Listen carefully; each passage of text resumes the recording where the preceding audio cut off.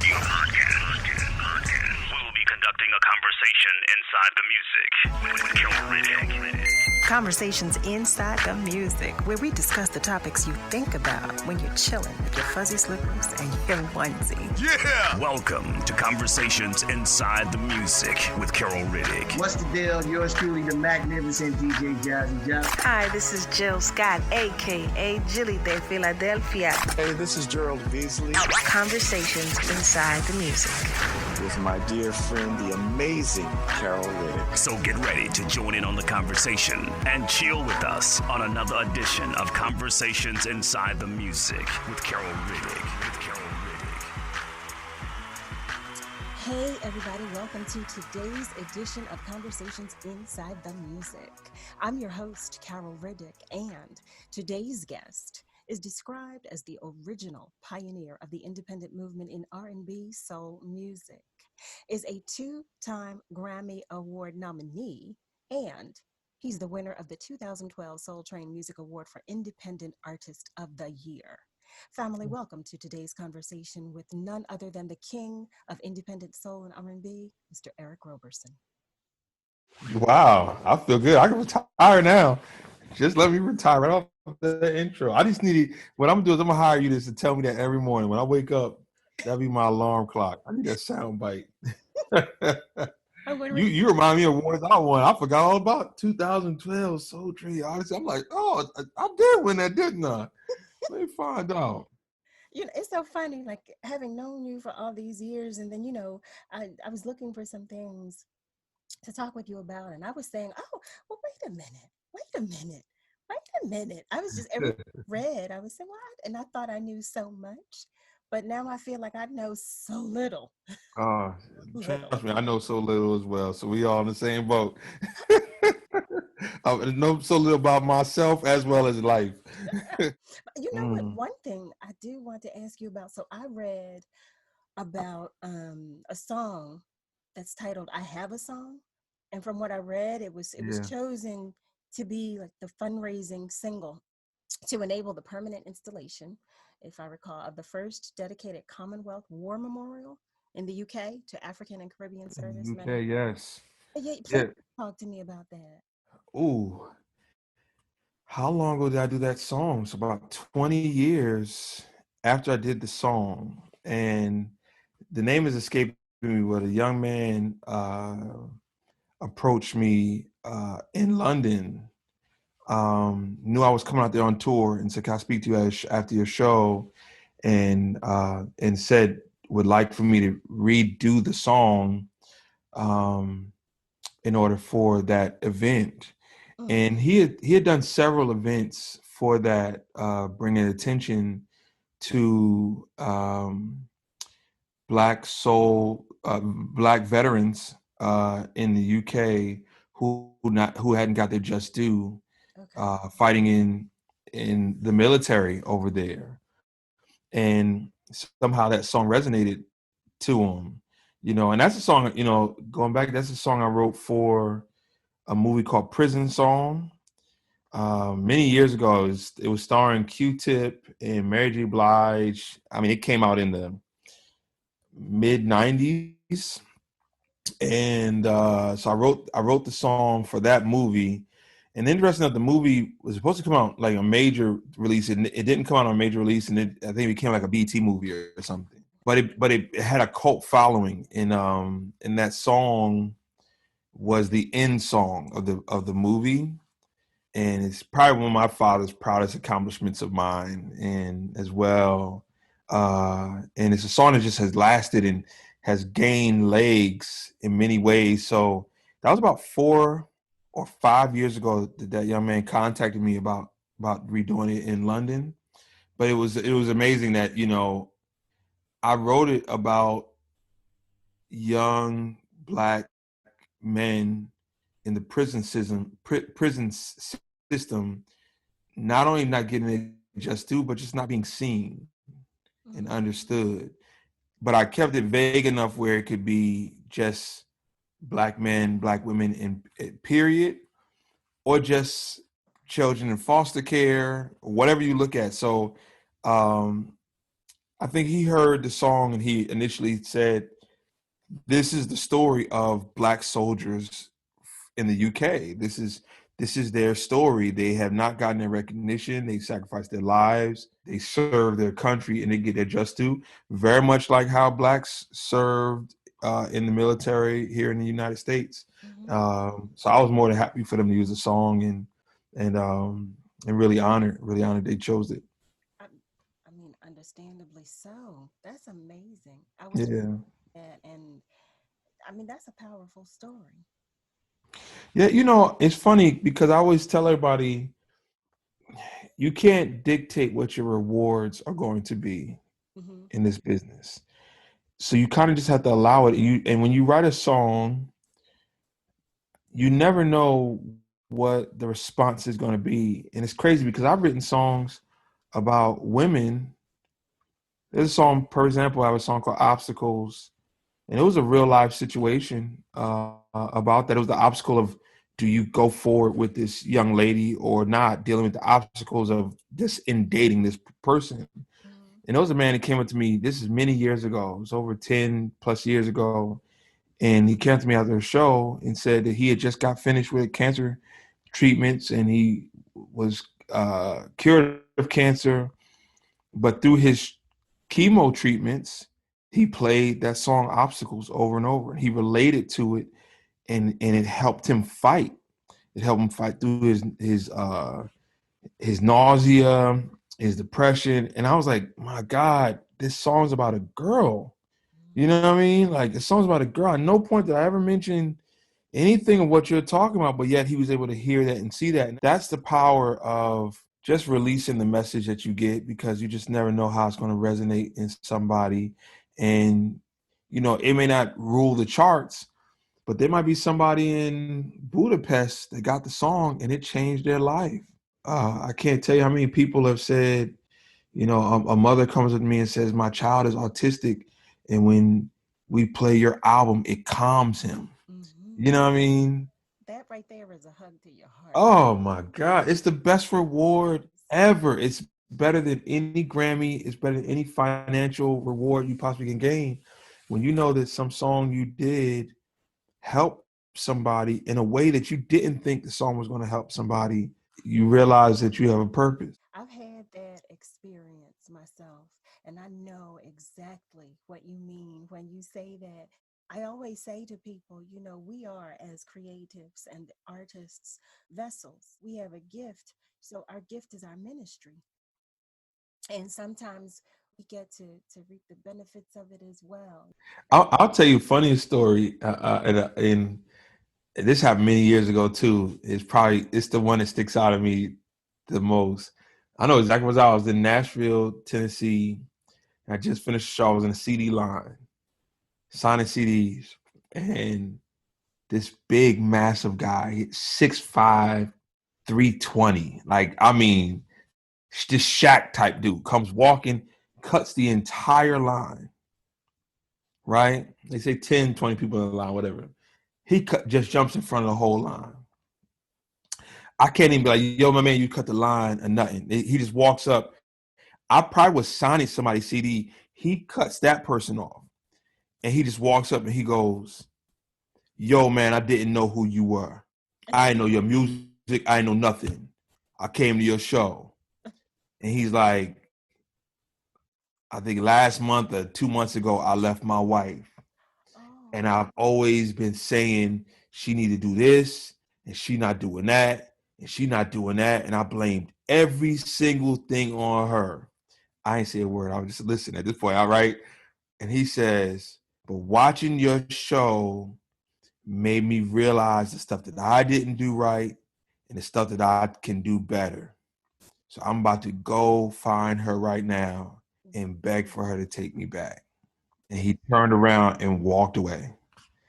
And I honestly don't think I said a word. I think I was just standing there just in awe because he was towering over me and and I don't know if I was like, and I probably was still too uncomfortable with the fact that, like, yo, you just cut this whole line and you just like loud and huge. And I once he grabbed my arm, you know what I mean? He grabbed my arm, but it was like, I will never forget that statement. I'll never never forget, you could penetrate this guy's spirit, I don't think I will ever forget that. Yeah, it's like, you hear those things, man, and I don't take it lightly. It's crazy, Carol, I'm sure there's an artist in your life who got you through a tough moment, or who are artists that made you say, this is why I want to do this. Mhm. Or I have those, right? Stevie, Fred Hammond, there's so many. And then it's crazy that we're now in a place where we are that to somebody. And I can't. I'll be honest with you. I've been, I've been in this game for 20 something years, and I want to say probably last year that realization hit me that I was that to somebody, and it humbled it humbled me to I can't even explain to what level, like just that I could possibly be that to somebody is just I still can't wrap my mind around it. Well, I mean, that makes sense to me because again, as creatives, we're thinking of what we're doing, what we're doing next, what we haven't done.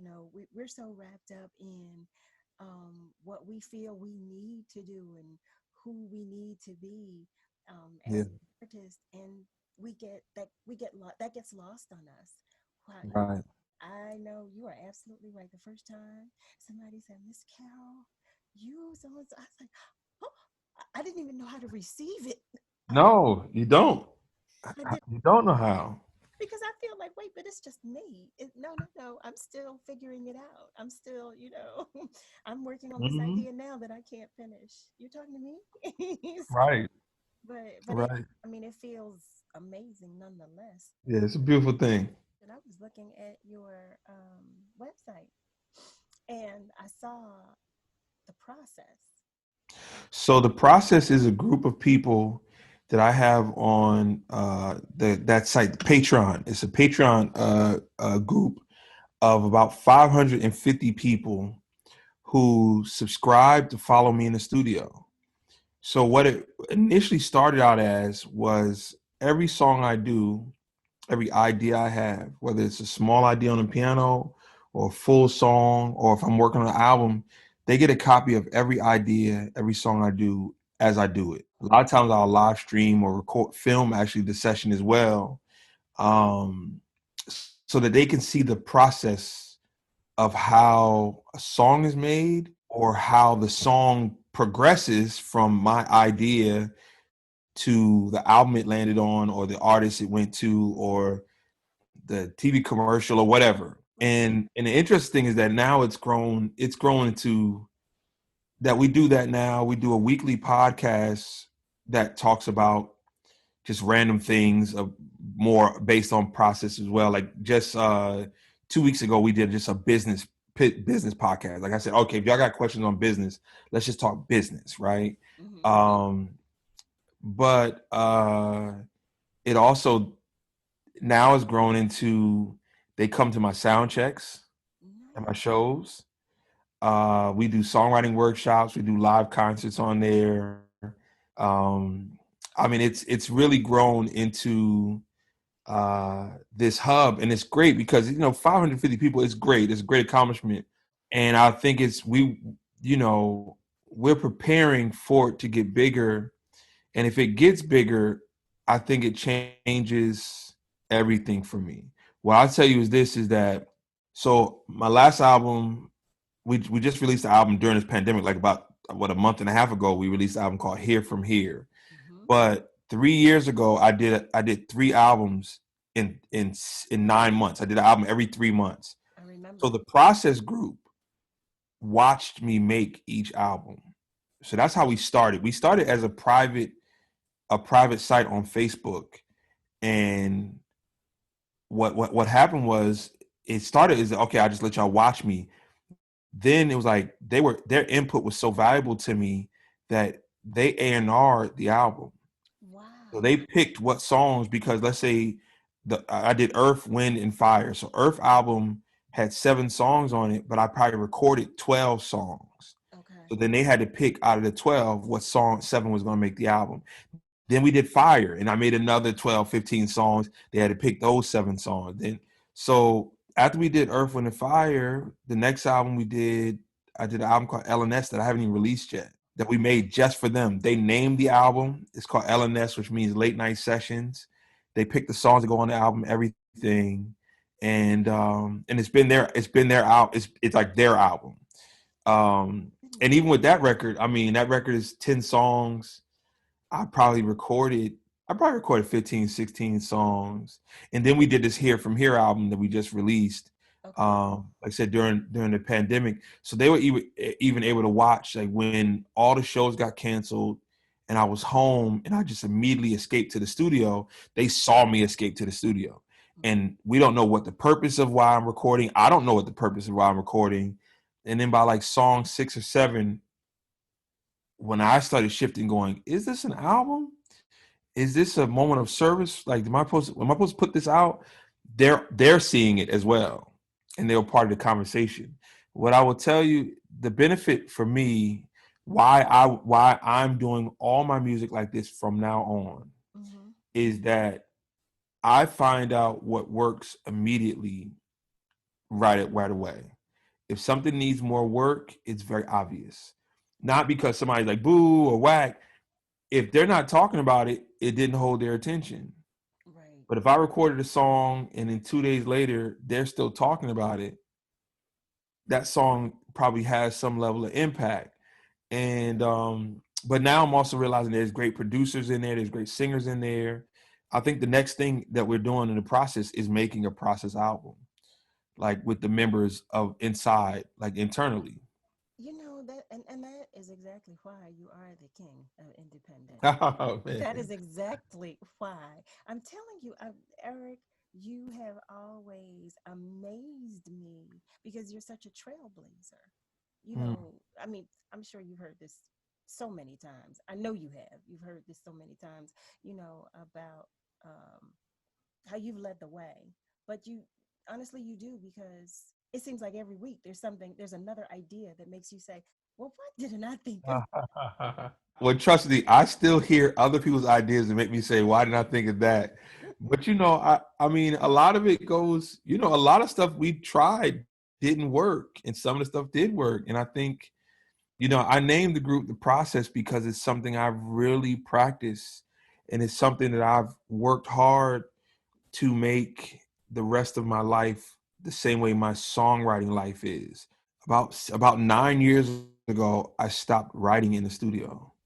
So every song that I probably did after Music Fan First, probably from Mr. Nice Guy on, I haven't written the lyrics down. And it's very much like, for me I have to be the character who I want to be in the song. And I work on trying to understand who that is. And if I work on who that is, then the more defined that person is, the more it answers what I want to say. So from that point on, it guides me. So I'm very much a person who believes in process over product. Like, the process, if you trust it, the product will take care of itself. What the reward comes from it, the Grammys or whatever, the reward, anything of that nature, will all take care of it, because you got to stay connected in the now. And it's something that I eventually trusted so much that I tried to bring it to my marriage. I try to bring it to my parenting.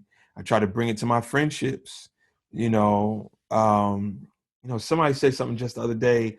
Early today, where they were talking about how they feel so conflicted by what's happening in the world right now with the protests, with racism and police brutality. And they said they feel that one of the reasons why they feel so conflicted is because of how little they've done beforehand. And now it's like it's really hitting them.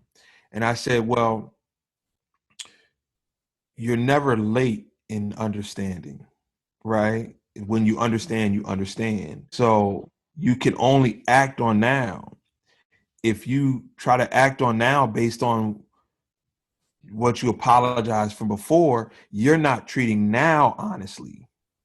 You know what I mean? Now because guess what? If you go into trying to provide for the protest based on how much you haven't provided.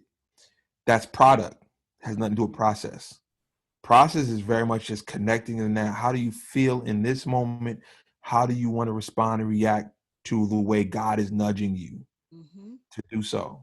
And not for how well you'll be rewarded or anything afterwards or what you've done before. And I think musically I've been able to really connect.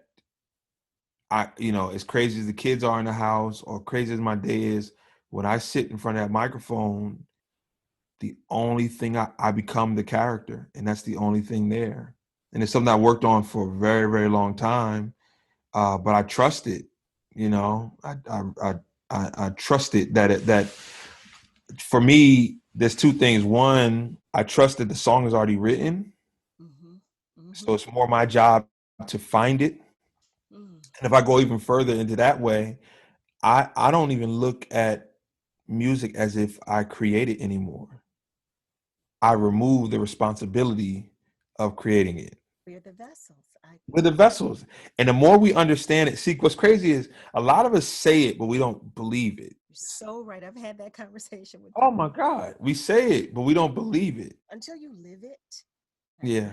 So for me, like I don't believe in writer's block. If you understand that you're a vessel, then you should be open to whatever messages are coming in. But what happens is, see, with writer's block, it's not saying I don't believe in writer's block. I see what it is and I choose not to feed into it, because what happens is, here we are as vessels.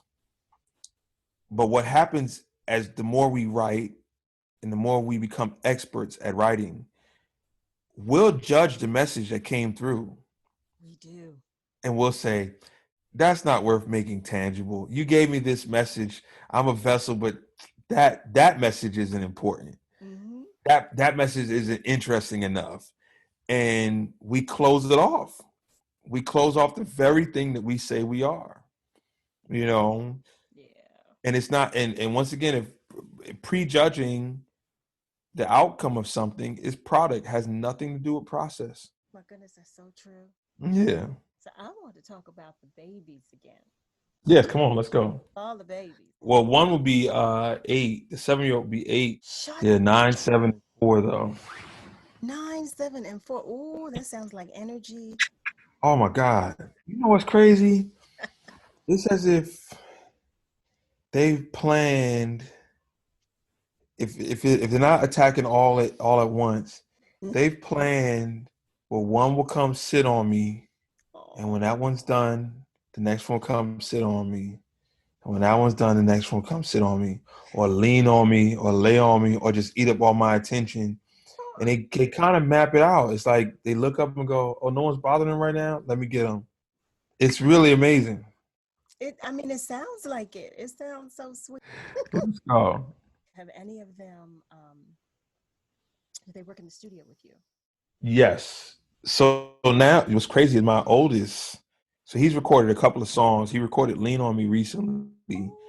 I do a Bring Your Kid to Work event for ASCAP every year. I did it for like last 4 or 5 years. Nice. This year we did it online. And my kids come to me. So now we're performing for like 75 kids that all the kids are the people who work for ASCAP. And I sing "Lean on Me" to end the whole thing. And my kids come in and they sing it with me in the whole nine, whatever. So we're doing online classes, obviously, with the kids. And I hear my son, my 9-year-old, at the end of class goes, "Hey, I'd like to do something for y'all if y'all don't mind. I know it's been a tough week," or something like that. So I just want to sing a song to y'all. And this boy sings "Lean on Me." First, I'm done. I'm like, I'm in the other room, like listening, like, is he singing "Lean on Me"? Like, first, I'm amazed he even remembered the words. So teacher's bawling. Teacher emailed me like, "Oh my God, it was so incredible." So of course he records it, and then they played that song. But then that teacher asked, "Can he record another song? Can he film it so I could play it for the end of the year?" So they went ahead and not only played it for that class, but then played it for the whole school faculty. And of course, they're all emailing and stuff like that. But he sings. My 7-year-old sings as well, but plays the drums. Like, he's taking drum lessons. And then the 4-year-old is the one who's just eating all of it. He's singing, playing drums. He's what I was, really, because my older sister was the one who had piano lessons. She was the one who was in theater. She was everything. And I was just the little brother soaking it all up. My parents didn't put me in any of that. I was the little brother who had to go because she had to watch me because my parents were working. And so when her piano lessons, I'm sitting there. Her theater rehearsals, I'm sitting there. And that's what my 4-year-old is now. And then keeping it really 100, every album since my kid's been born, which the first would be Mr. Nice Guy, was Rock Was Born. My kids have been on my lap, on all those albums. And if you listen carefully, there's one time this engineer was mixing a record, and he said, at 2 minutes and 40 seconds, do I hear a kid? I said, you probably do. And I said, leave him in there at this point. You know what I'm saying? So they're taking more of an interest in the stuff. It's weird now because they used to be able to just sit there quietly and just take it in. I could just hold it in my lap or just whatever. Now they want to record so now they're like competing with me in the studio. Like, you know what I mean? Like, I like your idea, Dad, but what if we do this? You know what I mean? I love it. I love that. How does mommy make out? So, she works out great. She's, my wife is my toughest critic, which I love. And her job keeps her really busy. It's interesting. We just recently, even with the summer starting, I was like, you work during the daytime. I'll just do camp with the kids. We'll do everything. Like, we'll play basketball, go swimming, whatever. And even one of the days, we're going to just do a studio day where they can record their songs or whatever ideas they have. And then we kind of switch. Around 7, I'll start getting my creative ideas out. And then it's like movie time with Mom and, arts and crafts and stuff like that. So, it works out. Under this pandemic that we're dealing with, just, we do a date night every Thursday night, which is really us cooking dinner together and maybe her cutting my hair, like really butchering my haircut for a hairdo. I just like it because she rub her hand on my head, so I'm like, you cut it all off if you want to, just keep doing that. So that's my, when it's, so each one week it'll be what I do for her. The next week will be what she does for me. So her turns are usually just give me a haircut. You see, I love this. So when are we going to see, the Robersons do their IG Live? I just love y'all. It's amazing. It's quite funny. I mean, it's funny on my process when we do the podcast, I brought her on a couple of weeks ago. They're quite excited because she figured out how to make keto alcohol drinks. So I've been on keto all summer, and she was hesitant because she needed to have her spirits. And she took some class, and during the class, she figured out how to make these syrups so that she could have her fruit drinks and it still be like sugar-free and no carbs and all stuff like that. So everybody's like sitting up like, we can't wait for Sean to come back to the podcast. Like, forget Eric. So he can come back to the podcast so she can tell everybody how keto-friendly drinks. But I think everybody's looking for a little outlet right now. She might have a whole new business here, man, It sounds like it. She might. Like she does. I would like to know, I typically ask everybody, is there someone on your radar of whom we should be aware? Oh, man. That's a good question. There's quite a few. Like, there's a singer I talk to quite often. There's a lot of up and coming singers that I talk to. What comes to mind is like Micah Robinson, phenomenal singer. He used to sing background for Bilal. He's another Howard alum, young man. And just when I say he sang background for Bilal, just that should explain to the level of vocalization this brother can do. But he's such a phenomenal artist. And it was crazy because I knew him for years and didn't even realize that he could like play other instruments, like a phenomenal keyboard player. He was on the Capitol Jazz Cruise. He came on a cruise one year as a keyboard player. And I was like, so who you singing for? He's like, no, I'm just here to play keys. I'm like, wait, you play keys? I didn't, he's one of them dudes, There's a lot of people like that. You know what I haven't talked much about is that I teach at Berkeley College of Music now. And what I will tell you, I am blown away by my students. Just how incredible they are as songwriters and artists. Um, so I'm excited. I know we're in good hands by just the artists I know that are coming out. And it's interesting because now putting out something independently is just the norm. Like these students are coming in to a business class knowing almost more business than I know. Like I put my albums out and this your kid and I got this whatever, and I'm like, yes, but it's crazy because when we started out that was unheard of. That's so true. It was almost taboo. I was completely. Carol, let me tell you, man. When I told everybody, and once again, I always say this: I was not the first. Shout out to Fertile Ground. Yes. Got to shout out Fertile Ground because they were the example. That was who I saw was putting out albums, plural albums, independently. But Dwelle had an album out independently out, possibly before I did, if not the same time, called Rise. I knew Kim as an independent artist. There were a lot of artists, a lot of them. But I will say that our peers, when I was putting out my first independent album, Esoteric, a lot of them laughed. I remember that. Like, what are you doing? I remember that day like it was yesterday. Like at that point, I think that I'm putting out an independent album when everyone in Philadelphia got a record deal. Right. It was the boom of Philadelphia. So everybody's getting handed record deals, but you got to think that probably for 6 years up before that happened, I had been going to New York, introducing myself as Eric Roberson, a songwriter. So I knew every A&R. I knew almost every president of every label. Hi, I'm Eric Roberson, a songwriter. I'm Eric Roberson, a songwriter. And even once I got to touch jazz and the artist bug bit me again, and I wanted to become this artist, I still would, to every label, I was Eric Roberson, a songwriter. And it probably hurt and helped. And looking back, it's a blessing. But when they were handing out record deals, when my name came up, that's like, oh, that's Eric Roberson, songwriter. He don't want no record deal. And then it came time where it's like, okay, I have this music. I want to put this out.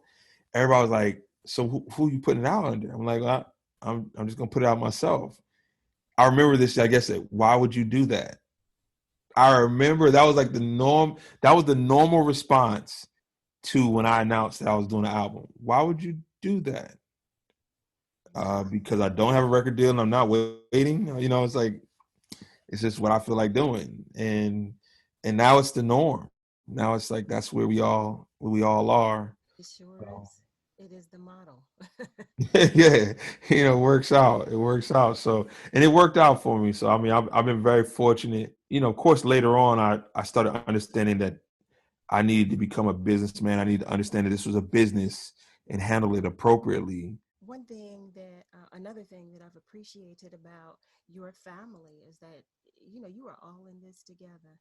I'll give you these two things that I remember in high school. I think it was my freshman year, coming home, and my mom was talking about that she's quitting her job.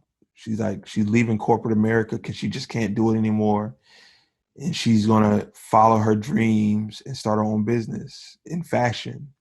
I remember that day, it was yesterday. And I also realized now, looking back, how impactful that day was. Mm-hmm. My sister owns her own business. My sister is an interior decorator, and I own my own business. And I think a lot of it comes from coming home that day and hearing my mom and then seeing what she did after that, like literally leaving this corporate job that paid very well for her. And she was like, no, I'm good. I'm just not happy. And how brave that was. I'm not happy. I'm going to go on my own. But the other part of it was also the two part was that shortly after that, my dad had this Lincoln Mach 7, like fly car, white with a blue rag top suite. Okay, Dad. Right? And right after my mom announced that, shortly after that, my dad went and put a for sale sign on that car. And the car sold that day. That's how nice the car was. I mean, before the sun went down, somebody came bought the car. Wow. and he went and bought a gray van to transport my mom's clothes. And like that, those two lessons were the lessons in how I carry myself with my wife, how my business has been carried. The big change that really set me apart from a lot of people was when I first started doing independent music and the sales started picking up. I would have to stop working and go to the post office around 2:00. And from 2 to about 5:00, I was handling returns, orders, writing out envelopes, filling them up with CDs, shipping them off. And then I would try to get back in the studio or whatever, this and that, this and that. And I remember my dad had just retired. He came down to the studio. He's like, "So what are you doing here?" And I was like, "Well, I'm about to stop working because I need to start packing these CDs up and shipping them out and printing the labels and this, that." He's like, "You need me to do that?" And I'm like, "Yo, if you could do it, that'll be a help." Wow. And he's been my partner ever since, like a business partner ever since, in regard of he handled the shipping, and that allowed me to stay focused on something else, you know. And then my mom stepped in, and she's been an enormous help. My wife has stepped in, and she's been an enormous help, you know. And it's a complete family affair. So when you come to my shows, my kids, my wife, my dad might be back there selling CDs, you know. It's like, Yes. let's go, man. You know, why not? It's like a reunion. I get to see all of you. Well, I have to say thank you so much for taking some time to stop by and chat with me. And listen, Yeah, everybody, my love, you kiss the babies and you give Sean a big hug from me, and you give I will. parents a kiss from me too. You give some hugs. Yeah, the honor is mine. And this was phenomenal. You know, you have such a phenomenal singing voice, but you also have such a phenomenal speaking voice. So this is great. This is really, really good. I am still trying to digest hearing that because, I can't listen to myself speak or sing. So, Really? no, You can't listen to yourself sing? no, Are you serious? I cannot. Wow, that's amazing. I cannot. I hear flaws. Well, I hear all the flaws.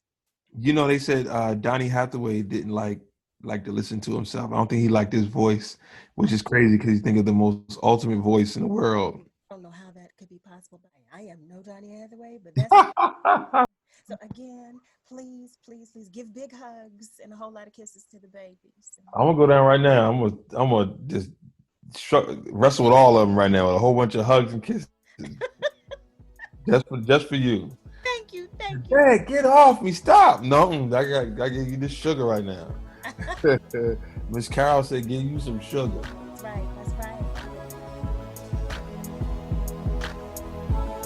Family, that wraps up another edition of Conversations Inside the Music with yours truly, Carol Riddick. As always, thank you so much for joining the conversations. If you like what you heard, please tell a friend and be sure to check out prior interviews on any media stream where you typically listen to your podcasts. Also, be sure to subscribe to our YouTube channel to be notified when new episodes are available.